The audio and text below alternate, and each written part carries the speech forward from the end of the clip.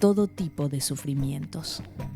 Este camino era realmente el camino antiguo a la villa del Curuguaty, que eran los confines del Paraguay. Esta es la crónica que comenta de qué manera iban quedando a la vera del camino muchas personas que ya no podían seguir. Hay que recordar siempre que era un transitar terriblemente penoso, pleno de carencias, no había alimentos, no había prácticamente nada. El 17 de octubre, desde la nueva capital provisional de la República, se dirigirá hacia Villa Eugatimí. A 6 kilómetros de esta ciudad, en pleno monte del departamento de Amambay, se encuentra un pequeño monumento de madera que recuerda a las residentas que acompañaron al mariscal en su huida. Las residentas fueron las que realmente acompañaron a los ejércitos, y en estos sitios tendrían que ser necesariamente personas que estaban detenidas o que estaban imposibilitadas de actuar por cuenta propia porque tenían guardia, y finalmente fueron inmoladas en este sitio. Y a partir de acá no hay una crónica verdaderamente veraz de todo lo que aconteció, por eso que hay mucha fantasía con relación. Estamos rodeados de pozos en donde la gente busca tesoros. Esas pobres mujeres no tenían ni qué comer. Es cierto, traían consigo algunas reliquias, algunas medallas. Alguna gente cuenta que cambiaba una libra esterlina o una medalla que había pertenecido a sus abuelos y era de plata o de oro puro, cambiaba por un puñito de sal o por un pedacito de comida. Por lo tanto, acá han habido casos de antropofagia que fueron descubiertos porque había gente que, saliendo a buscar cosas que comer por las cercanías, encontraron a un grupo de indígenas caiguás que le vendían carne. Resultó que era la carne de sus propias compañeras muertas en un campamento anterior. Por lo tanto, todo ese tipo de cosas se vivieron en estos sitios. Esto era inaccesible, era insalubre, terriblemente molestoso sencillamente para respirar. De manera que hay que venerar estos sitios.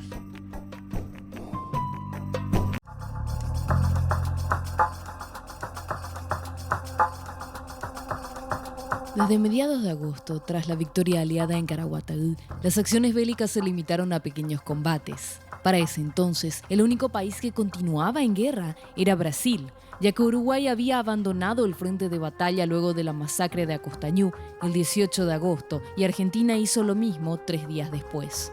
En septiembre ocurrieron algunos enfrentamientos. El día 19 fueron atacadas casi simultáneamente las tropas paraguayas en Naranjajay, Urucutú y Itacoatí. Y todos los combates se saldaron con victoria de los imperiales. Desde mediados de octubre, el ejército paraguayo se instala al norte de Eugatimí, en la margen izquierda del arroyo Itanaramí. Un mes después abandonaron este sitio y se trasladaron a orillas del arroyo Guazú, lugar al que arribaron el 2 de diciembre. El año 1870 se iniciaba con el agotador recorrido de las fuerzas de López, destinado a poner distancia con sus perseguidores. Después de Eugatimí, después de Itananá, después de Arroyo Guazú, etc., finalmente se atraviesa la cordillera y se interna López en territorio brasileño. Ahí es donde la columna expedicionaria del Brasil se divide, algunos aparecen por el frente y otros le siguen la huella, pero más o menos a 1 o 2 días de distancia, en donde en el camino murieron muchas más personas, ya sin fusilamiento, ya sin ninguna orden, pero morían sencillamente porque ya había un descontrol absoluto. El caso de Venancio López, que muere poco menos que con alguna hilacha sobre el cuerpo como consecuencia del maltrato de sus guardias. El 7 de enero, el conde Joe se retiró de Villa Curuguatú a Concepción, encomendando al general Carneiro Monteiro la liquidación de la guerra. El 15 de enero, López y sus huestes alcanzaban la cordillera de Maracayú, subiendo hacia el norte en paralelo a las sierras de la Amambay, y 2 días después establecía su campamento San Japupucú.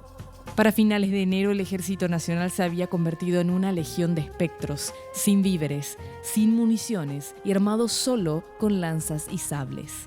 Alejados de sitios poblados, los pocos hombres y mujeres con sus niños iban detrás de Francisco Solano López rumbo a las cordilleras de la Amambay. La picada del Chirigüelo era una picada muy famosa en la época, muy famosa en los tiempos de los yerbateros, del comercio con el Brasil. La gente decía que cuando entraba a la picada del Chirigüelo tenía un túnel verde de más o menos 20-25 kilómetros de largo, donde ni siquiera podían ver el cielo. Era una cueva vegetal que conducía inevitablemente de un punto a otro. Y la picada del Chirigüelo fue la que utilizó López, y utilizaron todos los que vinieron a Cerro Corá, porque López realmente pasó un gran trecho a partir de más o menos Villa del Igatimí, en esa dirección hacia Itananá y compañía, pasó hacia el lado brasileño y venía paralelo a la cordillera de la Mambay, hasta que nuevamente encuentra una intercepción de las fuerzas brasileñas y ahí ingresa en la picada del Chirigüelo, que es un vocablo en bayá, como todos los de la zona. El río Apa era originalmente la Pasirigó, aquí daban Nigüí, etc. Y en esa picada del Chirigüelo, López sale y ya se encuentra con Cerro Corá. Y ahí acampa a partir del 8 de febrero de 1870. Al día siguiente salió de Concepción el general José Antonio Correa da Cámara, quien iba al encuentro del mariscal López con 5 batallones de infantería, 4 regimientos de caballería y 6 piezas de artillería. El fin de la guerra estaba muy cerca. No teniendo otra solución que esperar los acontecimientos, López decidirá instalarse en Cerro Corá, donde establecerá el último campamento paraguayo de la guerra contra la Triple Alianza. Allí, por lo menos podría estar cubierto de sorpresas y morir peleando, ya que no le quedaban medios para sostener una seria resistencia. López llegará, sin embargo, a mantener elevada la moral de este puñado de hombres que, conscientes de la situación y que era irreversible, continuarán, sin embargo, fieles a los designios de la patria. 3 semanas después, con el amanecer del 1 de marzo de 1870, comenzaba la última batalla de la guerra. Llegaban 18.000 hombres bien montados a caballo al campamento del mariscal López el 1 de marzo, y López había formado en esa mañana 415 hombres que se pudieron poner de pie, de manera que no fue, como dijo Bray muy gráficamente, no fue un flamear de descoloridas banderas y un viva la patria que no tenía mucho sentido ante tanta desproporción en las fuerzas. El mariscal López le ordena a su hijo que protegiera a su madre y a sus hermanitos menores, que eran 3, y vuelve Panchito montado a caballo junto a su madre.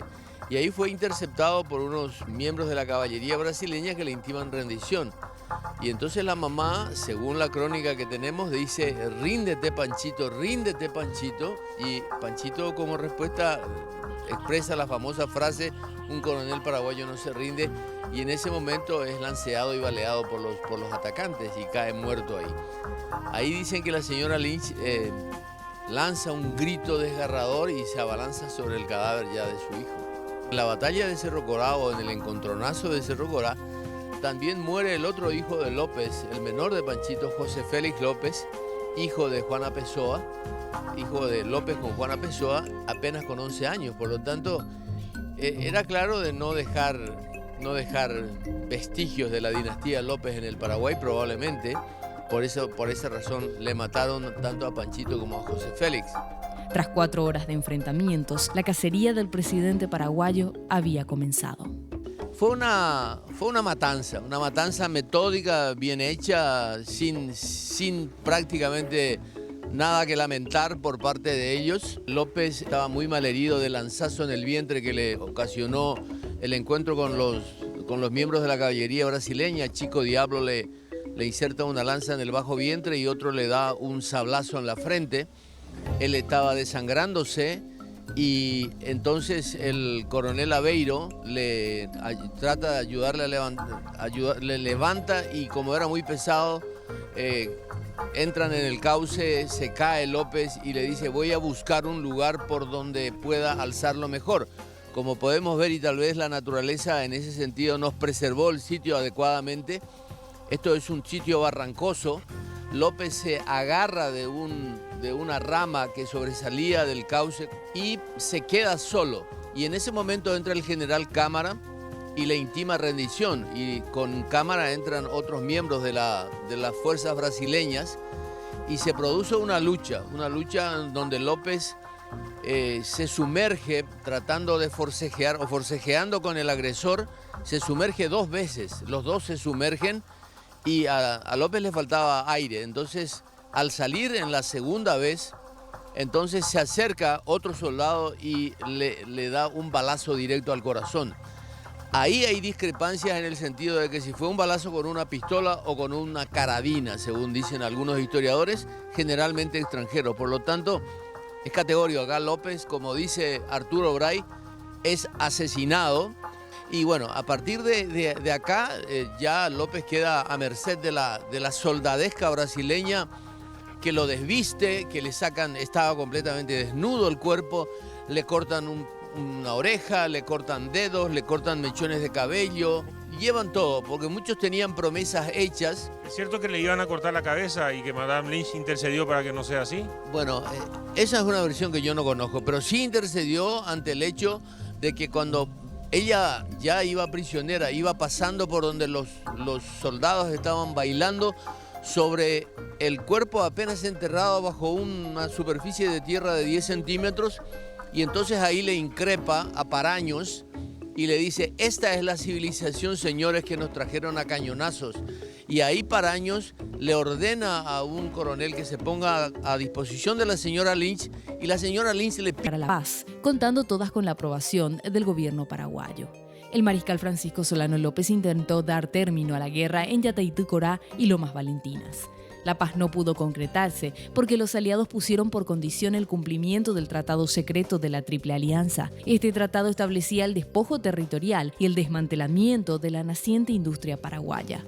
Además, hay que entender los intereses económicos por parte de Gran Bretaña en la derrota paraguaya.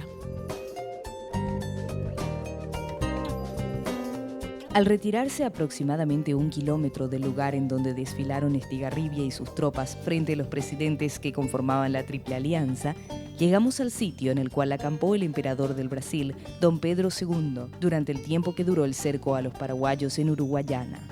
En dicho lugar encontramos una placa conmemorativa donde, además de marcar el sitio histórico, también nos revela un hecho muy interesante. En Uruguayana fue la única ocasión, durante los 5 años que duró la guerra, en donde se encontraron los 3 jefes de Estado que conformaban la alianza: Venancio Flores de Uruguay, Bartolomé Mitre de Argentina y Don Pedro de Brasil. Pero a estos los acompañaba un delegado del Imperio Británico, Edward Thornton. ¿Y cómo se explica la presencia de Thornton en el lugar? Por un lado, los relatos históricos nos cuentan que en este campamento se puso fin a la cuestión Christie, un incidente por el cual Brasil e Inglaterra rompieron relaciones diplomáticas durante más de 2 años. Por otro lado, los registros económicos nos revelan otras intenciones. Poco tiempo después de la capitulación en Uruguayana y después de las reuniones entre los jefes aliados y el delegado Thornton, tanto Brasil como Argentina recibieron nuevos créditos de empresas bancarias con capital británico con el fin de adquirir armamento y costear los gastos de la guerra. 5 años más tarde, tras su derrota, el Paraguay también fue obligado a tomar millonarios créditos de bancos ingleses con el fin de pagar los gastos ocasionados por el conflicto, y por cierto, los créditos nunca llegaron en su totalidad a las... Fue importante y fue una de las razones por las que uno tiene derecho a desconfiar de las buenas intenciones de los aliados, porque todas esas instalaciones fueron destruidas. No quedó nada en pie, de manera que la civilización prometida, el progreso, la libertad, en realidad se desmienten con actos de barbarie nunca visto antes. Así, ponemos punto final al recorrido por los 5 años que duró la guerra, desde sus consecuencias hasta su desenlace. Cuando finalmente el presidente paraguayo fue asesinado a bala y a lanza, alcanzó a decir: «Muero con mi patria». Y era verdad, porque el Paraguay moría con él. Los invasores, que venían con el pretexto de redimir al pueblo paraguayo, hicieron exactamente lo contrario: lo exterminaron.